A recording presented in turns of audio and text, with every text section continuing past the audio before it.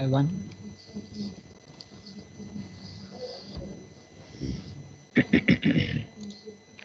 Very good morning. Sorry, very good evening, everyone. This is Dr. Sanket Charka from Singapore Institutes and the Savitribai Phule Pune University. We are starting with the second topic of legal aspect of business.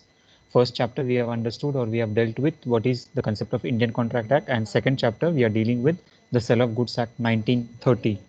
We have understood or we have seen with respect to the last lecture that is available with you in what is contract of sale and what is essentials of a valid sales. Then we have seen what is the definition of buyer and what is the definition of seller with perspectives of section 2.1 and section 2.13. Conditions of sell and agreement to sell. Then we have seen essential elements of a sale under Sale of Goods Act. Minimum two parties, subject matter is goods only. Consideration, price is promised or paid. Transfer of property, absolute or conditional sale, and other essential elements of a contract. So whatever all other essential elements of a valid contract are applicable, that all thing has to be considered and has to be complied with. Formalities of contract of sale, that is subject matter under section 2.7. Effect of destruction of the goods. Transfer of property, that is it means a specific, that is a special property and not, sorry, it means a general property and not a special property. Transfer of property in terms of immediate or in terms of part or installment.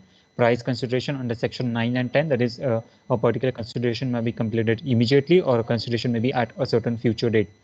Stipulation as to time, that is in section 11 considers about when a contract has to be performed. So a particular contract has to perform when it becomes due, and accordingly as per the terms and conditions or as per the mutual agreement between the parties, the stipulation as to time has to be fulfilled. Definition of contract of sale, section 4.3. If a property and goods is transferred immediately from seller to the buyer, the contract is said to be a contract of sale. So here transfer of property is of a major concern. So at every stage we have to see or we have to identify when the property and goods is been transferred. If it is been transferred immediately, then it is an executed contract. It is a contract of sale. If the property and goods is being transferred at a certain future date, then that particular condition is a certain case wherein the contract cannot become into existence. It will be called as an agreement to sell.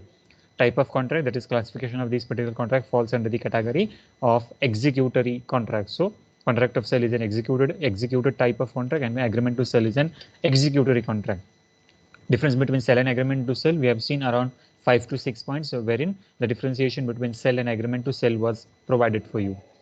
Now going further with the concept of sale and hire purchase. In terms of hire purchase, what does the contract is into existence? A contract in which seller agrees to transfer the property and goods on payment of certain sum in a certain fixed installments. It is called as an hire purchase agreement. So if the installment fails, then accordingly the contract or the agreement is not completed and cannot be executed.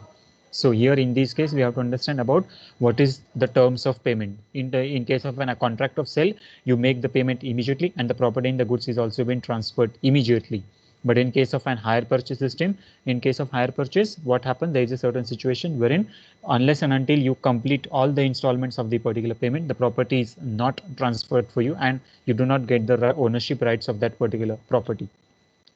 Sell and bailment, only transfer of possession, no property and goods has been transferred. So anything that we hire on rental basis, so that particular concern, I think, or goods or services that have been hired on a rental basis, or that case is the concept of bailment. So bailment contract can be into existence only when the goods are being given for possession and not for ownership's right. So no possession, no ownership is into existence, and you do not have at certain stages, you may have the custody of goods and you may not have the custody of the goods also. So just the goods may be on your own name. Sell and barter, that is exchange of goods to goods, services to services, money to money, and so on. So if you want to purchase wheat, then in return you have to give jawar, bajra, rice, dal, pulses, and so on. And if you need any of the goods or commodity, then in return you have to provide goods only. In case of monetary transaction or the value, you can exchange the goods for value, money to money, value to value, and so on. Now, coming with the today's perspective, the topic for discussion for today is the concept of condition and warranty. So under condition, section 1211 specifically deals with a certain concern wherein a condition is a stipulation to the main purpose of contract, the breach of which would give rise a contract to be treated as repudiated. So in this case, for example, what is the condition? Now, usually whenever we enter into any contract or whenever we purchase anything, what do? We check for the terms and conditions of that particular contract, or we ask for a certain consent to that particular person. Do we have a warranty card? So, or do we get a certain warranty? So there is a major difference between what is a condition and what is a warranty. So everyone must have to be very clear about what do we mean by condition while purchasing the goods and what do we mean by warranty while purchasing the goods and services. So what is a condition? A condition is a stipulation. Now stipulation means a compulsory, a mandate, because due to which the main purpose of the contract. So a condition is a stipulation, a certain consent which is a mandate. It is a compulsory. The main purpose of the contract, the breach of which would give rise. The breach in the sense, if any of the parties of the contract is not performing his promises respectively, and whether they are conducting actual breach or anticipatory breach. Now, breach of contract, you have already referred in terms of Indian Contract Act, that is the last perspective, that is at the time of performance of the contract. The contract may not be performed based on the consideration of the breach of contract. So, if the breach of contract is been arising, then and from those perspectives, we can come into conclusion that a condition can be into existence. So, breach of which would give rise to a contract to be treated as repudiated. So repudiated in the sense the breach of which. Now if the breach of which means if the breach of a condition is been into existence, if the stipulation is not followed, if the stipulation is not undertaken, if the stipulation that is a compulsory or a mandate is not undertaken, then accordingly it would give rise to a contract to be repudiated. Now repudiated means specifically cancellation of that particular contract. So without this the contract cannot take place. So it is compulsory, it is mandatory for you to conduct this particular transaction or to conduct this particular activity. Gives the rights to cancel and compensation. So here at this stage you get a certain right, whether you are a buyer or whether you are a seller, you have a certain right to cancel that particular contract, and accordingly if any losses has been incurred, if any amount is been expended, then accordingly you can claim for the compensation or you can claim for the damages also.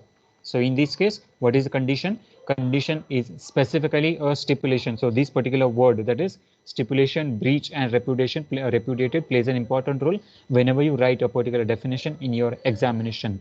So stipulation to the main purpose of contract. Now what is the main purpose of this particular contract? That is without this the contract cannot take place, without this the contract cannot happen, and it is mandatory, it is compulsory required for conduction of this particular contract.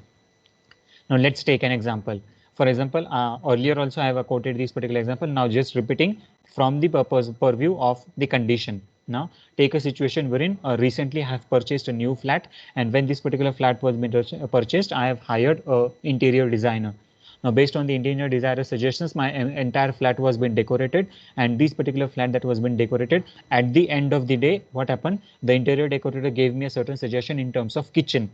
Now the suggestion in terms of kitchen that was been given, that so it will be very better, it will be very good if the refrigerator color will be of red specifically.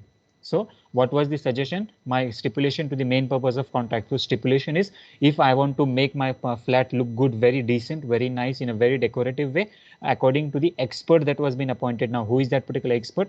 The expert that has been appointed, the suggestion that was been taken from the interior decorator was specifically that if my kitchen needs to be in a decorative stage, if my kitchen needs to be look very good, then the refrigerator must be specifically of red color. Now based on this particular suggestion, what happened? I went to a particular shop, a particular store, and I've placed him a certain order that please send me the refrigerator of so and so specifications of red color only. Now at this stage, where if I have said him specifically that I want the refrigerator of red color only, then what is my consideration? That the condition has to be fulfilled. So what was my condition? I want a particular flat to be looked in a good condition, in a decent way, and must be in a good decorative way, which is designed interiorly by a certain expert. So based on the expert suggestion, my flat will be looking very good only when the red color will be fitting into those particular position. So and by coincidentally or by mistake, what happened? The person or the trader or the particular seller does not give me the red color, and he provides me the refrigerator of black color or blue color. So here and at this stage, what can happen? At this stage, we can identify that I have a certain position, I have a certain option, that on the basis of condition of that particular contract. So my contract was based on a certain condition that if I want to purchase the refrigerator, it must be of a red color only and not of any other color. So in this case, we have to identify about what is the condition to this particular contract.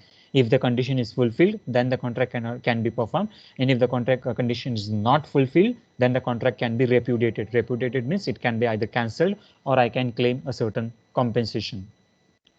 Now, provisions relating to transfer of property and titles under the Sale of Goods Act. So, it is having, now what is the meaning of transfer of property and transfer of title under SOGA? Through effect, transfer of property as between seller and buyer.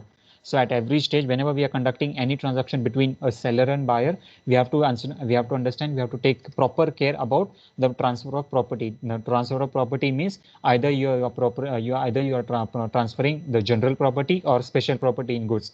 General property specifically means that you get a complete ownership rights and you get a certain authority for using the goods for a longer period of time or for lifetime. So here always the transfer of property is always from the seller to the buyer, and whosoever is purchasing the goods and services from one person to another person, the property gets transferred, and always the property must transfer from the seller to the buyer and not from buyer to the seller. So in this case, three effect is always needed to be identified. Transfer of title also. Now, first thing what we are looking for, transfer of property means you are actually delivering the goods and services from seller to the buyer. Transfer of title on goods. Now, transfer of title on sale. Now, what do we mean by transfer of title on sale? That is the bill that is being generated or the document that has been created. So whenever you purchase any goods, any commodity or any services, what do? We ask for a receipt or we ask for a bill that has been auto-generated or which has been manually created. So whenever a particular bill or a particular quotation or a particular receipt is being created, then on this particular concern, what we do, we can identify that I am the owner of these particular goods and services and the goods are on my name. So that particular name specifically means the title of goods. So title of sale means earlier the ownership right, earlier the owner of the goods was a particular seller and now it has been transferred to some another person and the title has been transferred from seller to the buyer. So what does the title mean? Title means the name that has been identified on a particular product or on a particular commodity. So transfer of title on sale specifically means about from the transfer of name from one person to another person. Transfer of ownership rights. Transfer of ownership rights means what rights do you have to use that particular product. So using after that particular product specifically understands or specifically means about how you can use that particular product. Now sale of goods act specifically deals with a certain concern wherein you are actually selling the product. Now whenever we say that we are selling a particular product, we get the right in full. So always the ownership rights must be transferred in full and not in partial stage. While understanding the transfer of property, what we were looking for, we have understood that the transfer of property must also be in a general case and not in a special case. So there should not be a reserved category or a reserved concern of the concern of transfer of property. In the same case of the ownership rights, the ownership rights also specifically mentions or specifically concerns about how you have ownership over that particular goods. We cannot say that I can use 50% of the goods and rest 50% of the goods cannot be used.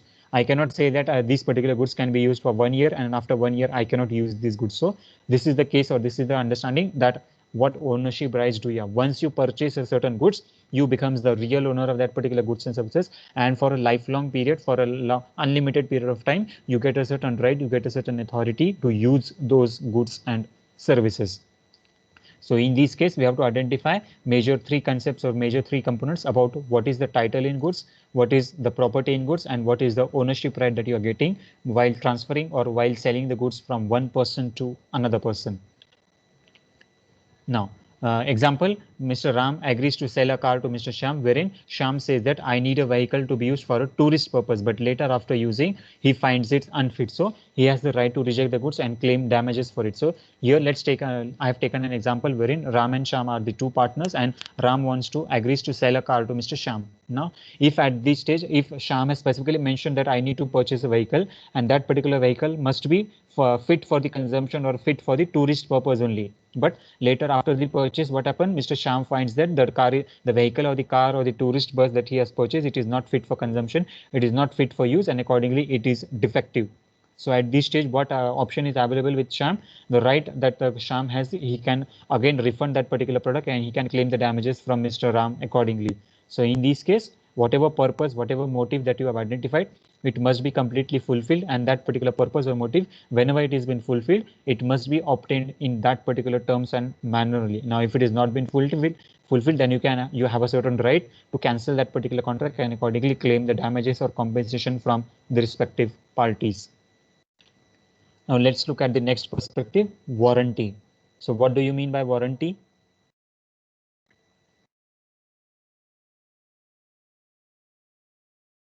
Yes, anyone? Can you please tell what do you mean by warranty? Whenever we purchase a watch or electronic device, anything whenever we purchase, we ask for a certain product that bhaiya iski warranty hai kya? What do we actually mean to say him? If there is any Secrecy. Yes. Shilpa in says. case the product, how the long the product are staying or maintaining. This is Yes. mean How long the or product is staying or maintaining. Okay. Next, Shilpa. if there any defect or something like that happens within the certain Ah, period, uh-huh. they will provide us some services. It is called Right. warranty. Within a certain specific period, if there is a certain defect, whether they will provide services or not. Yes. Another one who was saying Soham, I think. So now let's go to the definition about what do we mean by warranty. So under section 12.2, a condition is a stipulation collateral to the main purpose of the contract, the breach of which would give rise to claim the damages but not reject the goods. Sorry, here the definition is warranty. I need to change it. So read in this way.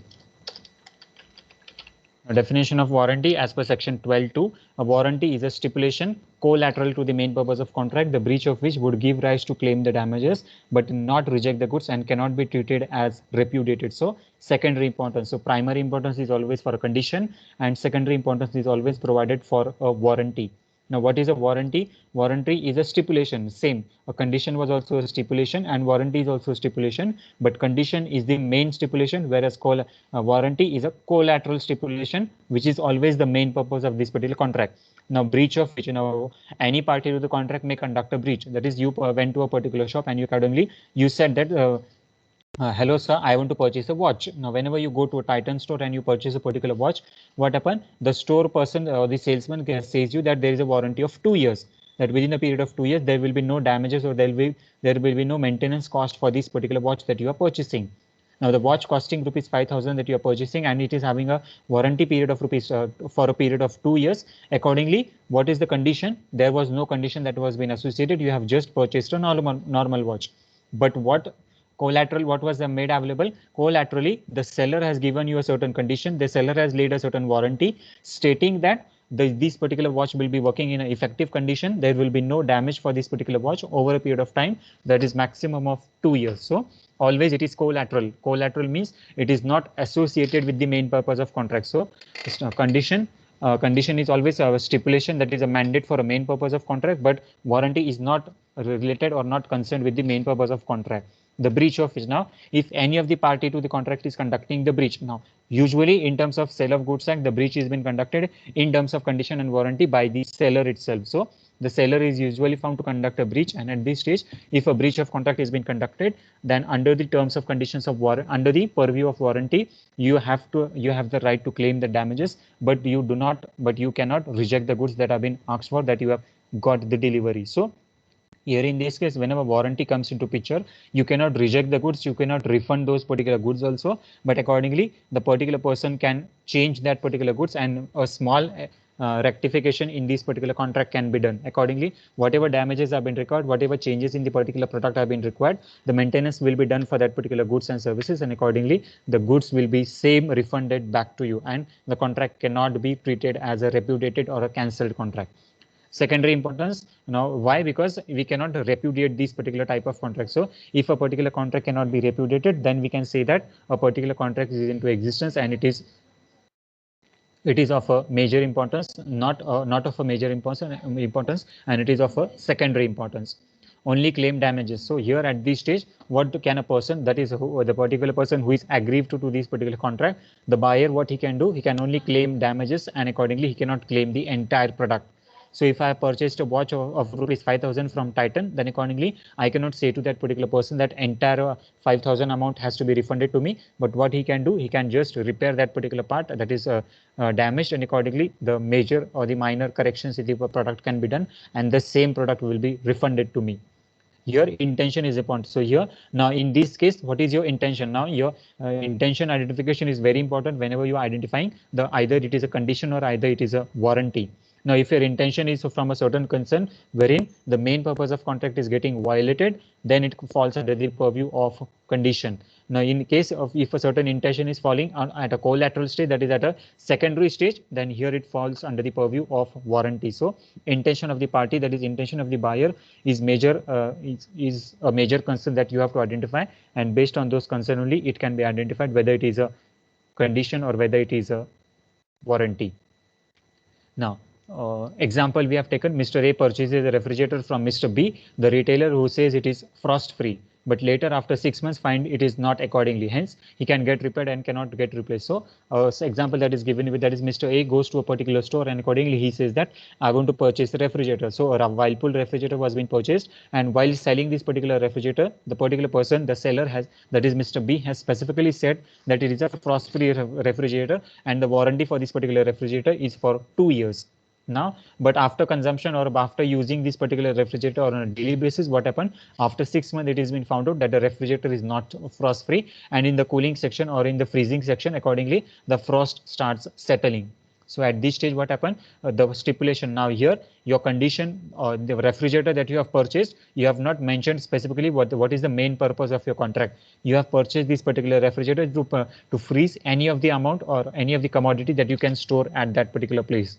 So here, frost free was a collateral purpose to this particular contract. For frosting position or freezing position is a one of the sector of that particular refrigerator, and within that particular sector, if a particular defect has been identified, then only that particular defect, that is a small defect or a small portion of the particular product, gets repaired or get altered, and entire refrigerator do not go for repairs and maintenance. So here we have to identify what is the main purpose, whether it is associated with the main purpose of the contract or whether it is a collateral purpose to the contract. And based on those concerns, we have to identify whether it is a condition or whether it is a warranty. Now here in this case, if a small manufacturing defect has been identified, then only at this particular stage we can get that particular small manufacturing defect repaired, and accordingly the product will be again delivered to you back to this position, but the entire goods will not be replaced. Your intention is important, for what purpose or goods or reason the goods are being purchased. So what is the purpose, what is the intention of purchasing those goods and services? Only on that concern the goods will be altered, and no additional conditions will be accepted about how you are trying to purchase these goods and services. So we have to identify what is the main purpose of this particular contract, what is the collateral purpose to the contract, and based on those concerns we have to think of whether it will fall under the purview of condition or whether it will fall under the purview of warranty. Okay, any difficulty at this stage in understanding condition and warranty? You can quickly ask me questions, otherwise we'll move to the next slide.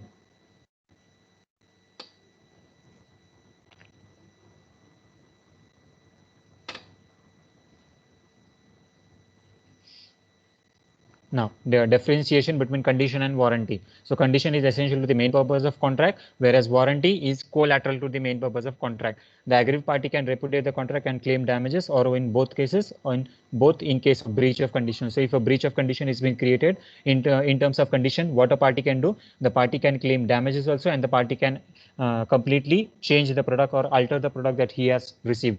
But in case of warranty, only damages can be claimed, and accordingly the entire product cannot be changed or cannot be replicated by the particular party or by the particular buyer who has purchased those goods and services.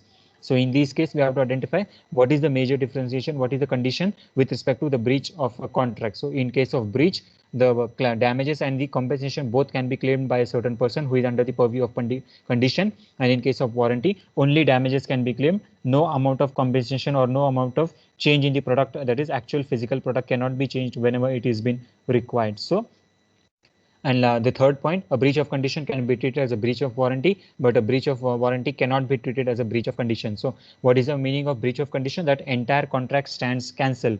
But in case of a breach of wherein if a particular breach has been conducted in terms of a condition, then at this stage you cancel the entire contract and you do not wish to perform the promises further, and accordingly you want to cancel entire of the contract. Now, whenever we are cancelling the entire contract, what happens? You refund that particular product, you can claim the damages, and you can get the compensation from the respective seller. But in case of warranty, warranty is a stipulation to the main purpose, collateral to the main purpose of contract. So always it is associated with the collateral security, that is whether a product may perform or a particular product may not perform. So you are not sure about the performance of this particular product, and you want to see about that at what stage, that is for a period of 1 year, 2 year, 5 years, at what duration the product will be able to perform in an effective way. So if the product does not perform effective in that particular way, then accordingly only small portion of the repairs and maintenance can be undertaken, and entire product will not be refunded for you. So in this case, we have to identify about the breach of condition in case of what is a condition, what is a warranty, and what is included in what. So in terms of condition, breach of warranty is being included, but in case of warranty, breach of condition is not included. Now, exceptions to general rule. So what are the general rule for the now here, whenever we are understanding or whenever we're dealing with the concept of Sale of Goods Act, the major identification, major concerns was with respect to the possession, with respect to the ownership, and with respect to the title of goods that has to be identified. Another exceptions that have been provided to the general rule are with respect to the are with respect to the fitness for buyer purpose. So buyer makes known sale to the purpose of buying the goods and purchase and services. So whenever you are purchasing any of the goods and services, or whenever a particular seller is selling any goods and services, it is duty of the buyer and it is duty of the seller to inform, that is both the parties must inform each other about what is their purpose of purchasing the goods or what is the purpose of selling the goods and services. Now here, what does the law do? The law, that is Sale of Goods Act, specifically gives a certain consideration about the responsibility of a particular buyer. It is completely the responsibility of the particular buyer to inform the seller that for what purpose he is purchasing the goods and services. Now, for example, if you are going for if you go on a particular shop, and accordingly you say that you just tell that please provide me poison. Now, whenever at this stage you are asking a particular product, you have to be very specific. The poison has to be used for what purpose? That is, the poison has to be used to kill insects. The poison has to be used to kill mosquitoes. The poison has to be used to kill a particular person, that is an animal or a human being, and so on. So what is the purpose? For fitness for the buyer purpose, it is completely the responsibility of the seller to inform responsibility of the buyer to inform the seller for what purpose he is using those goods and services and he's consuming those goods and services. So in this case, fitness for buyer purpose. Now it is complete. Now another reverse situation that the law also provides, that it is duty of the seller also to identify, to claim, and to inform that particular buyer about in what manner the goods has to be consumed. So for example, if a poison is been delivered from by the seller to the buyer, then he also has to inform about what is the proportion, what is the quantity that has to be consumed. For an insect, what quantity has to be implemented. For an animal, what quantity has to be inserted. For a mosquitoes, for a certain other type of insects, what quantity you have to use. And for a human being, what quantity has to be consumed or what quantity has to be used. So at this stage, what is the purpose of purchasing those goods and services must be identified, and accordingly it must be communicated to both the parties. Now, at this stage, if it has been identified or if it has been known that both the parties have not performed these particular concern with respect to the information that has to be exchanged or that has to be shared, then accordingly we can say that it is not an effective contract of sale. So if a particular person or if a particular contract has been identified that the buyer also has not informed, or the seller has also not informed about what is the purpose of that particular contract, then accordingly the contract stands repudiated and you can properly cancel that particular contract. Buyer relies on skill and judgment of this particular seller. Now, understanding this particular position, if the buyer has specifically mentioned which type of goods and services that he need. Now, based on this concern, what does the buyer do? Buyer completely relies on that particular seller's thinking or having a certain perception or having a certain mindset that whichever goods have been demanded for me, the seller will provide the fitment, that is a fit goods that have been required for me according to my need and requirement. So if you are saying that a particular poison has to be provided which kills a certain type of insects or which kills a certain animal within 5 minutes or 10 minutes, then accordingly the seller has to provide that particular type of goods only. And accordingly, the buyer also has to rely on the skill set that have been available or the judgment that has been given by a certain seller about which quality, type, and quantity of product that has been delivered to you. Goods must be of description which is at the course of seller's business to supply. So always, if the goods have been sold on the basis of description, then the buyer has to rely on seller's concern that has been completely mentioned. So if you went to a particular shop and accordingly you said that please provide me cotton clothes, then accordingly you have to rely on a particular seller that he is providing you or he is delivering you the cotton goods only. So completely it is a discretion of that particular buyer to remain dependent on that particular seller, and whatever goods have been provided, it is your duty to properly check those goods and services, and accordingly if you find it fit for your consumption, fit for your utilization, or fit for your daily purpose, then accordingly you can purchase. Otherwise, the contract can be repudiated as and when the need arises. Now, there is a certain case study with respect to Manchester Linears versus RIA Limited. Now here Manchester Lineage was a particular company. Everyone must have heard of a company called as in Manchester, and Ria Limited was an Indian firm wherein they used to manufacture, or they used to produce tan of a very huge quantity. Now, whenever this particular tan was being manufactured, Manchester Lineage specifically mentioned that they want to stitch uniforms for blue collar job and white collar job. Now, and for this particular concern also, the color was also being specifically mentioned. For a blue collar job people, the dark blue color was being identified, that is, and for a white collar job people, the white trouser and the black trouser and a white shirt was specifically mentioned. So in this case, whenever a particular order is being specifically mentioned, and for the quality of product, now when the blue collar job the uniform was to be stitched, the quality that was being provided was also different, that is the cloth that they have to use. And for the white collar job people, the cloth that they have to use was also a completely different cloth. But what Ria Limited do? Ria Limited did not understand what type of business conditions was being laid, and he stitched, that is the company stitched both the uniform, that is the blue collar and white collar jobs of the same type of cloth that was been mentioned. At this stage, if it has been specifically mentioned about what type of cloth that you have to mention, we have to take into consideration about what type of goods and services has been specifically mentioned, what quality of cloth that you have to use, and if the cloth is not being used according to your terms, according to your quality, then we can come to a certain conclusion that the contract can be repudiated and is a breach of condition on those perspectives of a particular seller. Merchantable quality of goods. A seller who sells goods by description is bound to sell the goods of merchantable quality only. Goods are not merchantable if they cannot be used. Example case of hot water bottle.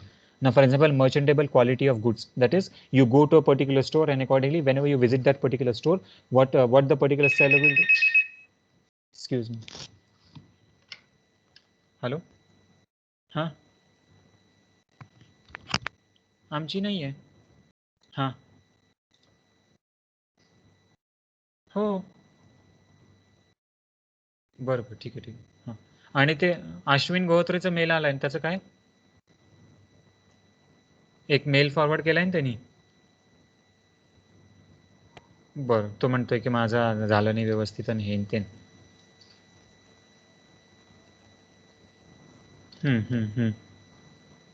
हो. हं, हं. हं, हं, हं.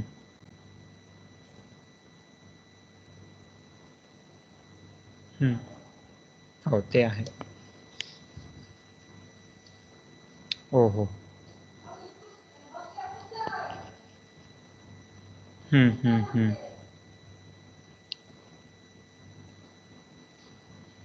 मी हे त्याला already I have inform that particular.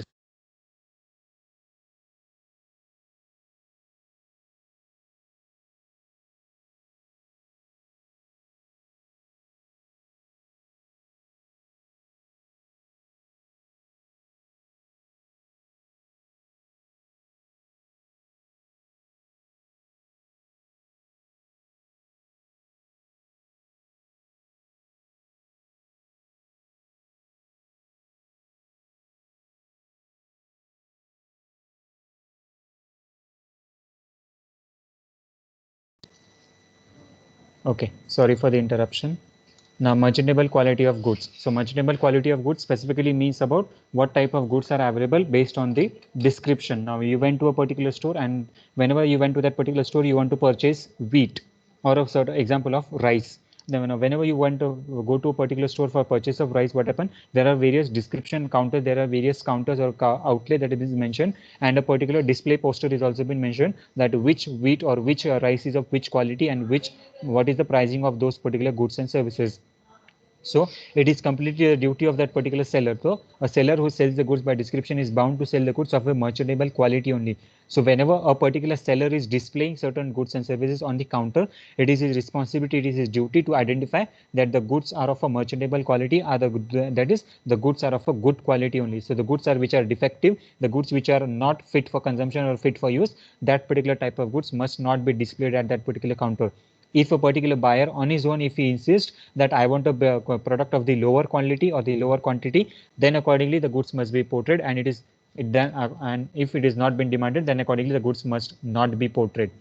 Example, that is case of a hot water bottle. Now, whenever you enter a particular store, and accordingly you specifically mention to that particular store manager that I want to purchase a bottle wherein the water will remain hot for around 2 to 3 hours. Now here, your condition for that particular concern was specifically mentioned, your description of the goods was specifically given, but what happened based on the customer acquisition, based on the demand for the goods and services, based on the rush into that particular store, the particular person, that is the seller, he handed over a random bottle to you, and accordingly that particular random bottle that was been handed over for you, it is not a preservative bottle for a hot water. Now you went to your home and accordingly you find that the hot water bottle was not into existence, and accordingly the water does not remain hot for around 30 minutes also. So in this case, you can go back to that particular store and accordingly the goods can be replaced based on your certain condition that you have laid for that purchase of goods and services. So in this case, if the goods are of a merchantable quality, if the goods are fit for your consumption, then only the goods has to be sold. If the goods are of a defective nature, if the goods are requiring certain repairs and maintenance, then accordingly that activity must be undertaken, and then only the goods must be sold for that particular buyer who is also available. Another concern with respect to the concern of display of goods. So only those type of goods must be displayed at your particular store, only which are fit for consumption or only which are fit for your regular routine use. If the goods are not fit for your consumption, not fit for your daily use, then accordingly the goods must not be displayed at that particular store, and accordingly the seller must keep those goods away. Now, the expressed and implied condition and warranty. C&W stands for condition of warranty. SOGA stands for Sale of Goods Act. So, express condition and warranty are those which have been expressly agreed upon by the parties at the time of entering into contract of sale, are expressly provided in terms of contract. So, what do we mean by express and implied? That is, either you expressly tell, that is, you are telling by way of writing, or by whether you are telling in an oral format. So any condition or any warranty, whichever you are telling by way of a oral format or a written format, those type of conditions will be, or condition or warranty will be called as an express condition. Any condition which has been implied, which has been taken for granted by either the buyer or either by that or either by the seller, those particular types of conditions will, or the condition or warranty will be called as an implied condition or implied warranty.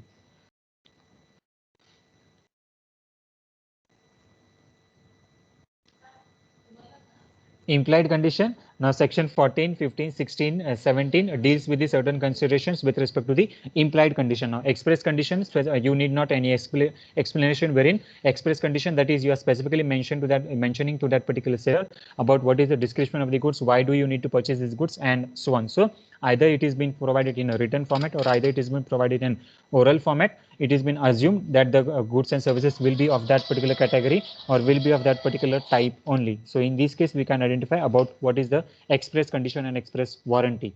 Now, implied condition, section 14 deals with the consideration of implied condition as to title. So implied condition, it is always an implied condition on the term of the buyer that always the seller is having a title to sell those goods and services. Whenever we go to a particular store and whenever we purchase any goods and services, we do not ask to a particular seller that does these goods belong to you only or not, or whether you have stolen it from somewhere. What do we assume? Now assumption हमारा क्या होता है? Based on our implied condition that the title of the goods, the ownership of the goods is with the seller only. That is, the seller has went to a particular manufacturer or the seller has went to a particular wholesaler, and from that particular location he has purchased those goods and services. So here purchase word is very important. Purchase in the sense that is he has prepared a quotation, a bill has been generated, a payment has been done, and only when the payment is done, the property in goods is being transferred from manufacturer or wholesaler to the seller, that is the retailer. So whenever you go to a retail store and whenever we purchase those goods, we do not ask कि भैया आपने ये goods purchase किया or you have stolen these particular goods. So in this case, what happened? Authority to sell. So and when you can get an authority to sell, only when you have the real title to sell those goods and services. And when, how can the title be identified? The title of the goods and services can be identified based on the bill, quotation or invoice that he has, from where he has purchased for. Section 15 of SOGA, that is Sale of Goods Act 1930, specifically deals with the sale of the goods by description. So sale of the goods by description, now you went to a particular store and accordingly a certain description was been given you for a particular product. That is, you went to a mobile or a cell phone store and based on the particular cell phone store, 5 products was been displayed for you. So Nokia cell phone was also been displayed, Samsung, Oppo, Moto and Redmi and Apple iPhone was also been displayed for you. Now, based on those particular consideration, each and every product was been described for you. Now, based on the description that was being provided, what happened? You selected an Oppo phone and accordingly you gave a certain order for purchase of those goods and services. Whenever this particular goods was being purchased, what happened? After a point of time, you found out that what product that you have ordered, what category, what brand, what model number that you have added, whatever you have ordered, the product is not according to your order. The product is not delivered according to your order. So at this stage, it is always an implied condition that whatever order you are placing, based on the description that is being provided by that particular seller, always the goods must correspond to that particular product only, or that particular description only. So if the goods are not based on your description, based on your explanation that was been given for you, you have a certain right for based on the implied condition to reject those goods and services.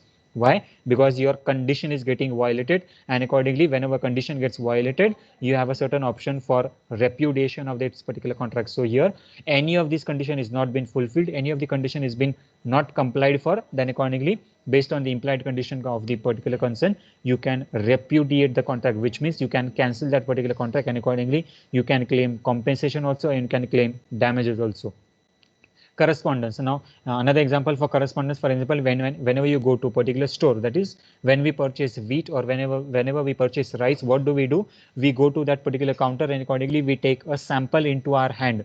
Now, usually the female members in our Indian culture, whatever, they have a certain habit, or they have a certain practice of taking the rice into their own hand, and they are checking the smell of that particular rice.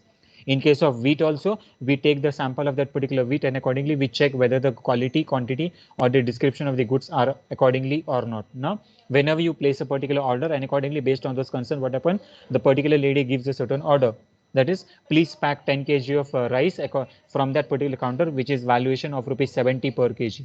Now, whenever the goods are being sold for you, the maximum number of goods must correspond to the amount of goods that has been given for you. So, at this stage, the sell by description. So whenever a particular description of that particular product has been given for you, you have to see that the goods are of the same correspondence, the goods have been delivered in the same quantity, and it is always a condition on the seller to deliver the same goods and services only.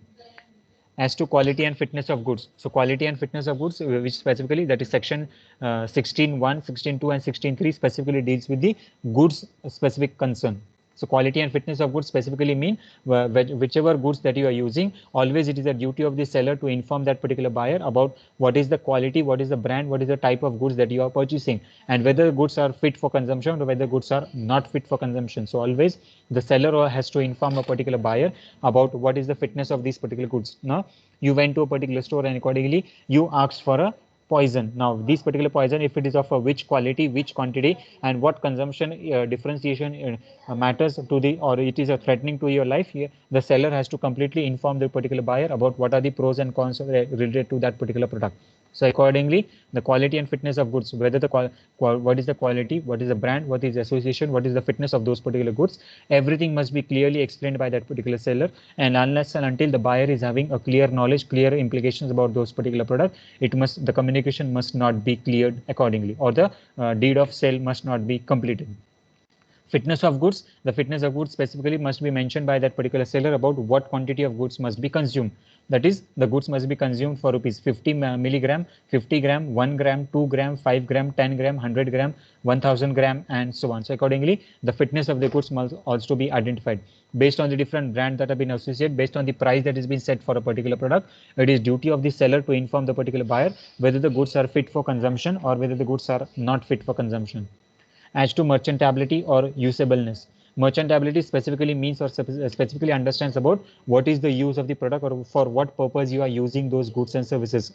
If you are using these goods and services for the daily consumption, for your domestic consumption, then accordingly it is the duty of the buyer to inform about how the goods and services, or for what purpose he is using those goods and services.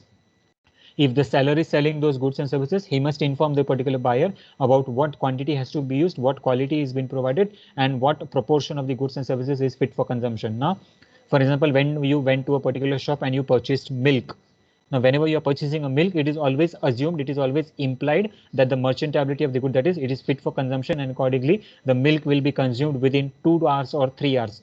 So if more than 3 hours or more than 5 hours, if the milk is kept outside, accordingly it gets spoiled, and accordingly the milk is not used for fit for consumption, or it is not of a merchantable nature, or it is not of a usable nature. So always an implied condition. What is that implied condition? That when a milk is been purchased, it will rest for around 3 hours, and after 3 hours only it will get spoiled.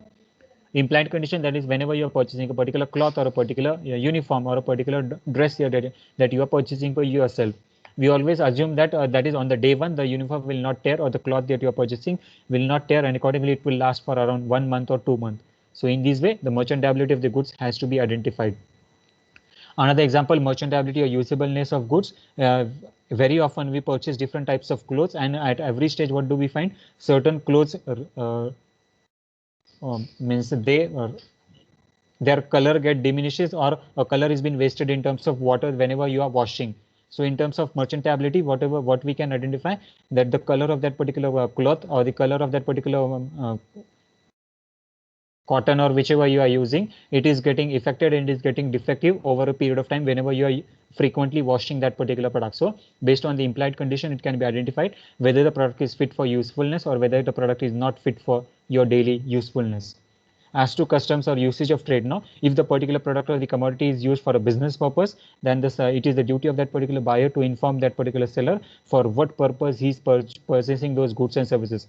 Now if you're purchasing the goods and services for the business purpose, then accordingly you have to see that you have a proper quotation, you have a proper bill, all the taxes that have been associated with respect to the state government and the central government are being paid by the respective purchaser, manufacturer, wholesaler, dealer, and accordingly the retailer is purchasing those goods and services. So for the trading purpose, all the taxes, the goods must be free from encumbrance, and there should be no any charge on those particular goods. Sell by sample. So if your section 17 specifically deals with the consideration about whenever you are purchasing or selling the goods and services based on the sample description. So if your particular sample is being shown for you, what is the rule as per the implied condition, that the bulk must correspond. That is, I give an example of rice. That is, whenever a particular female member, if they are purchasing rice, what happen? What they do, they take the sample of rice into their hand, and accordingly they smell that particular rice and they identify which rice has to be purchased. So based on this consideration, if a particular rice is being ordered for rupees 70 per kg, then whatever quantity that you have purchased, that is, if you say that I want to purchase 5 kg of rice, then accordingly maximum 4.5 kg must correspond to your sample that has been provided. Around 5.5 kg, another quantity can be mixed into it, but the maximum quantity of the product must be correspond to the sample that has been shown to you. As to wholesomeness, that is with respect to the health and consumption. Always the product that you are using or the product that you are purchasing must be of a wholesome nature. That is, whatever terms, conditions that you have been associated, whatever conditions that you have laid for your purchase of those goods and services, everything must be fulfilled, and accordingly only then the goods must be sold by that particular seller. And whenever a particular buyer has been fulfilled, whenever a particular buyer has been satisfied with what description has been given of that particular product, only then he must purchase those goods and services. So wholesomeness means complete satisfaction of the particular buyer, and complete satisfaction or the fulfillment of the particular seller must be there into existence, and only then the contract has to be performed. And otherwise, if the both the party, that is either the buyer or either seller, if they are not satisfied with the terms and conditions, or if they are not satisfied with whatever the contract, in which way it is moving, the contract cannot be performed, and accordingly the contract of sale can stand cancelled. As to consent of fraud, so consent means, now here in this case, what do you mean by consent? Consent means parties to the contract agree upon same thing in the same sense. So if you are saying that a particular consent is in existence, the consent must not be now what we have a certain definition with respect to free consent. The free consent specifically mentions in a negative manner, wherein a consent is said to be free if it is not based on coercion, fraud, undue influence, misrepresentation, and mistake. So if any of the factor of the free consent is into existence, and accordingly if it has been found out that the consent is not given free, then also you have a certain right, you have a certain option for cancellation of that particular contract also. So a consent must be free. If it must not be based on any charge that has been associated, and if it is found, I have given just one example of a fraudulent activity, and if you feel that a particular fraudulent activity has been conducted by either the buyer or either by the seller, then accordingly you have a certain right for repudiation of that particular contract. Why the contract can be repudiated? Because you are forming, or because we are learning the concept of implied condition. So based on the condition, the contract can be repudiated. You can claim the damages as well as you can claim the compensation. Now let's move to the next point, that is implied warranty. Implied warranty. Now what is a warranty? Warranty is a stipulation which is collateral to the main purpose of contract. It is not the main purpose of the contract, but it is the stipulation which is collateral, that is alternative. It is supporting to the main purpose of that particular contract. Section 14B specifically means the quiet possession. Now, what is meaning of quiet possession? That is, you have a full right to use those particular goods and services. Now, for example, you have purchased a cell phone. That is, whenever you go to a particular store, and accordingly a cell phone costing rupees 50,000 was purchased at that place. Now, whenever you purchase that particular cell phone, you bring that particular cell phone to your home. Accordingly, the seller cannot come back to your home, and accordingly, he can ask that you have used it for around 5 years. Now, please refund that particular cell phone. So, in this case, what is an implied warranty? That is for a period of time. If the particular cell phone is taken on a rental basis, then accordingly the seller can come towards you, and accordingly he can charge a particular rent, and accordingly the possession of the goods can be taken back to you. But if you have actually purchased those goods and services, then the seller does not have a right to take back the possession, take back the authority of those goods and services, and he has to give the full permission, full authority to use those goods and services. Section 14C of the SOGA specifically deals with the consideration of free from encumbrances. So there must not be any charge on the goods and services that has been created. So whatever goods that you are purchasing, there must not be any bank liability, there must not be any financial liability that has been associated with that particular product. If whenever a particular seller is selling you any type of goods and services, all those goods and services that is been sold for you, it must be of a completely free of nature, and there must not be an additional liability that is being charged. So if a particular bank charge has been associated, then accordingly you do not get a free possession, free right and free ownership, and accordingly a defective title has been transferred from a seller to the particular buyer. Now, what is a defective title? You have a separate long question based on this particular concern. So whenever we understand the delivery of the goods, whenever we will come to title in goods and services, you will be able to understand what is defective title. So while learning defective title, I'll explain what is encumbrance and what is charge. Quality and fitness for the usage at international trade. So always it is an implied warranty with a certain concern that whatever goods that you are purchasing, these goods that have been purchased are fit for consumption in the domestic market as well as in the international market. That is, for example, if I'm purchasing any commodity as on today I am staying in India, tomorrow I may travel to Europe, and the day after tomorrow I may travel to US, another day I may travel to Australia, and so on. So if I'm traveling from one country to another country, along with me, my goods are also traveling with my position. They are also changing their countries. So whatever goods that you are purchasing at this stage, we have to identify, it is the duty of that particular seller to take into consideration that the goods are fit for consumption, the goods are fit for usage at the domestic level as well as the international level also. And lastly, disclosing the dangerous nature or cause. So if any dangerous nature or cause is there with respect to that particular product, accordingly that particular information must be given by that particular seller to the buyer. So consume within 24 hours. So if you went to a particular store and accordingly what does the seller tells you, please consume the sweets within 24 hours, please consume the product within 1 hour or 2 hours or accordingly. So in this case, what if there is a hazardous nature for that particular product, it is the duty of that particular seller to inform. It is the duty of the manufacturer and the retailer and the wholesaler to print that particular information on that particular product. On certain products, what do you find? That keep away from the reach of children. So certain type of products, certain type of commodity which are harmful for the children, it must be kept away, and a certain notice or a certain warning must be given to the users of that particular product. So in this way, we complete with the concern or the session of condition and warranty as on today.